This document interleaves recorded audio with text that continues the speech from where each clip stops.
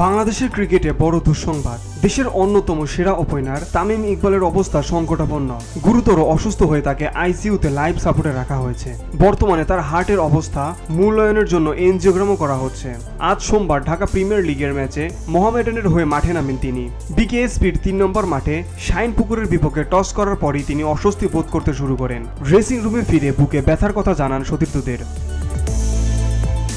এরপর পরিস্থিতি দ্রুত অবনতি ঘটতে থাকে। প্রথমে তাকে সাভারের ফজিলতুন্নেসা হাসপাতালে নেওয়া হয়। প্রাথমিক পরীক্ষায় হার্টের কিছু জটিলতা ধরা পড়ে। অবস্থার আরও অবনতি হলে সিদ্ধান্ত হয় এয়ার অ্যাম্বুলেন্সে ঢাকার এভার কেয়ার হাসপাতালে নেওয়ার, কিন্তু হেলিকপ্টারে ওঠানোর আগেই তিনি আবার অসুস্থ হয়ে পড়েন। ফলে স্থানীয় কেপিজে হাসপাতালে নেওয়া হয়।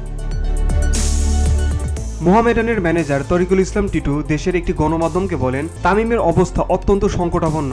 ডাক্তাররা এখনও কিছু বলতে পারছেন না। তিনি আইসিইউতে আছেন, লাইফ সাপোর্টে রাখা হয়েছে তাকে। তার হার্টের অবস্থা যাচাই করে এনজিওগ্রামও করা হচ্ছে। পরিবারের সদস্যরা এবং বিসিবির কর্মকর্তারা তামিমের পাশে রয়েছেন। বসুন্ধরা, উত্তরা, বনশ্রী, কুড়িল ও বাড্ডা সহ রাজধানীর বিভিন্ন স্থানে অভিজাত ও অত্যাধুনিক মানের ফ্ল্যাট কেনার এক নির্ভরযোগ্য প্রতিষ্ঠান প্লেজেন্ট প্রপার্টিজ লিমিটেড। তাই আপনার স্বপ্নের আবাসনের জন্য আজই যোগাযোগ করুন।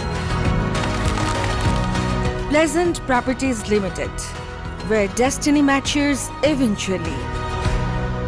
বিসিবির শীর্ষ কর্মকর্তা মাহবুব আনাম জানান, তার বুকে ব্যথা শুরু হওয়ার পর দ্রুত হেলিকপ্টার ডাকা হয়েছিল, কিন্তু শেষ মুহূর্তের অবস্থার আরও অবনতি হওয়ায় স্থানীয় হাসপাতালে নেওয়া হয়। এখন তার চিকিৎসা চলছে। সবাইকে প্রার্থনা করার আহ্বান জানান তিনি। বাংলাদেশের ক্রিকেটের শঙ্কার ছায়া নেমে এসেছে এই দুঃসংবাদের পর। পুরো দেশই এখন প্রার্থনায় তামিম যেন দ্রুত সুস্থ হয়ে মাঠে ফিরতে পারেন। BOD Bangla news desk.